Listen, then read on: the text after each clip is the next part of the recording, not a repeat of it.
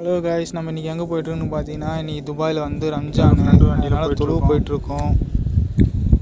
நாங்கள் வந்திருக்கிறது பள்ளி பார்த்தோன்னா முகமது பின் ஜாயத்தில் இருக்கிற இந்த பள்ளியாக தான் வந்திருக்கோம். நல்லா பெரிய பள்ளியாக இருக்குது.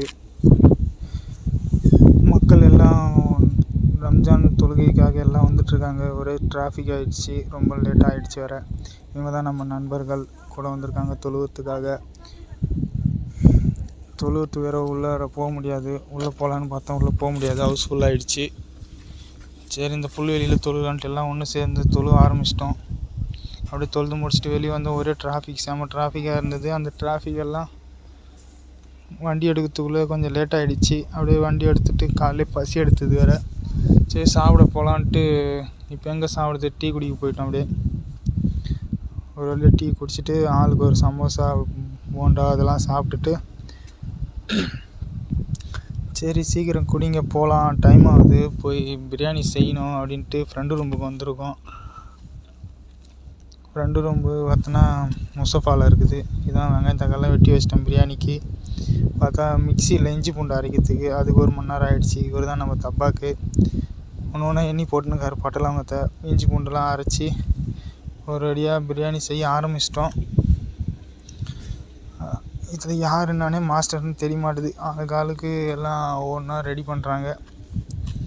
மட்டன் பிரியாணி செஞ்சோம். அரிசி ஒரு பக்கம் தண்ணியில் ஊற போட்டுட்டு எல்லாம் ரெடி பண்ணிட்டோம். ஒன்று ஒன்றா இவரை பார்த்தா திடீர்னு மாஸ்டர் வெளியே போயிட்டார். மாஸ்டர் ஆள் இல்லை.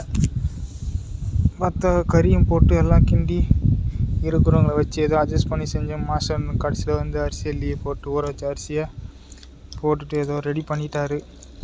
இந்த காம்ப்ளெக்ஸில் தான் ஃப்ரெண்டுங்க எல்லாம் தங்கியிருக்காங்க. இந்த காம்ப்ளெக்ஸில் தான் வந்து நாங்கள் பிரியாணி செஞ்சோம்.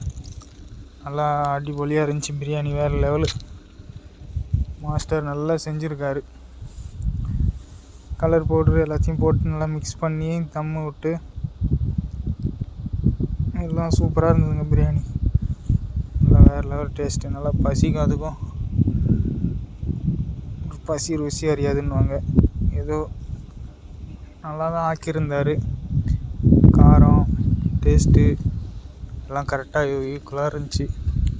டேஸ்ட்டு வேறு லெவலு. அப்படியே தம்மு விட்டுட்டு ஒரு பக்கம் சிக்கன் ஃப்ரை பண்ணாங்க, லெக் பீஸை போட்டு. இவர் மசாலா போட்டு எல்லாம் ரெடி பண்ணி வச்சுருக்காரு. சிக்கன் ஃப்ரை பண்ணேன், அதுவும் ஒரு பக்கமாக ஃப்ரை பண்ணியாச்சு.